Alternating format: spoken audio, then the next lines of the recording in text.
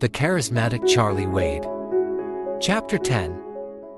Everyone was stunned upon the sudden roar. Everyone hurriedly took out their phones and searched for 𝐵𝐺 Group's official social media account. Indeed, the certified official account of 𝐵𝐺 Group had posted the latest statement. A shock wave swept the conference room as the post was announced. Claire really did strike the deal, with twice the intended total value. It only took half an hour. How was it possible? How was it so easy? It didn't make any sense. Harold was feeling shocked and regretted. Before today, Claire Wilson was incomparable to himself in terms of status or identity. If he had accepted the task yesterday, he would not give Claire a chance to shine herself regardless of the results. Yet, he refused because he feared that he would fail. He refused the mission, but the crucial point was that Claire had succeeded. It was like a loud slap to his face. Instantly, Lady Wilson picked up the contract excitedly and started reading it. Then, she let out a loud laugh. Good. Good. Very good. Claire, you've done an excellent job. After that, she asked, how did you do it? Claire answered, it is all thanks to Miss Doris Young. She thinks highly of us, the Wilson family. Claire wanted to be truthful, but after a second thought, she didn't even know who the chairman of 𝐵𝐺 Group was. No one would believe her if she said the truth. Upon hearing this, Harold felt as if his heart had been stabbed 1,000,000 times, and he wanted to die. It was no wonder Claire could win the contract. It turned out that Doris Young of 𝐵𝐺 Group herself thought highly of the Wilson family. Did it mean that it wouldn't have mattered who had gone, after all?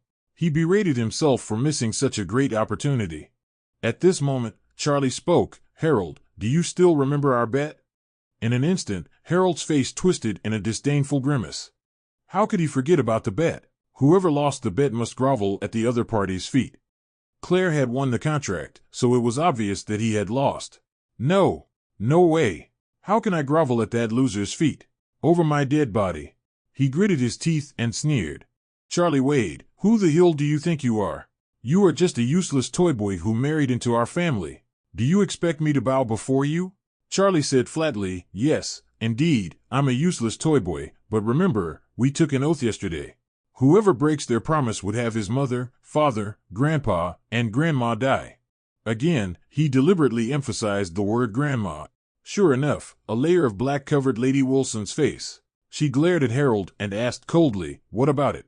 Do you really want me to die? Harold panicked and blurted, Grandma, don't fall for his trick. He just wants to humiliate me and to deride you. Charlie said calmly, Harold, don't you try to fool Grandma now. Don't forget that you've made a vow. If you go against it, you'll be condemned. Do you want to curse Grandma? Grandma, we were just joking. You can't take it seriously. Lady Wilson wore an inexpressive look on her face and said, you know that I'm a devoted Buddhist. How dare you break the promise after swearing to God? Grandma. Harold genuinely panicked now, because it was clear that his grandma was really angry. Seeing Harold's reluctance in keeping his promise that involved herself to save his face, Lady Wilson slapped the table fiercely and yelled, are you determined to break your oath now? Grandma, Harold stuttered hesitantly. In his mind, he made a quick deduction. If he abided by the betting rule and admitted his defeat to Charlie, he would lose face. But if he went against the bet and enraged his grandma, he would lose everything he had in the Wilson family. He would lose more than his face. No matter how reluctant he was, he gritted his teeth and muttered, all right. I'll keep my promise.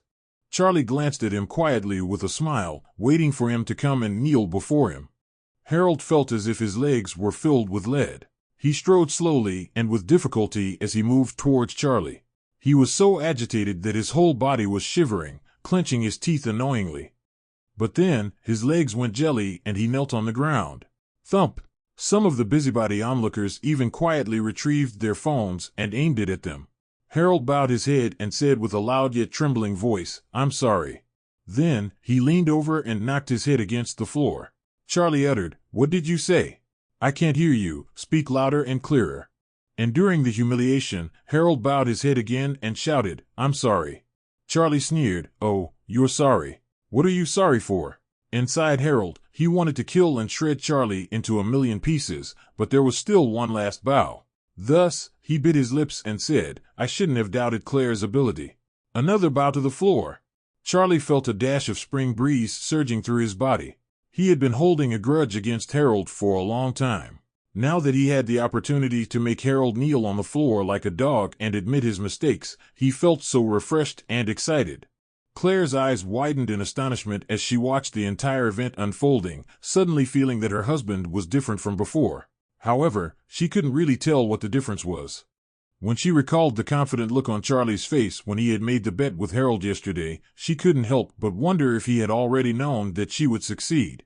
Where and why did he have such strong confidence all of a sudden?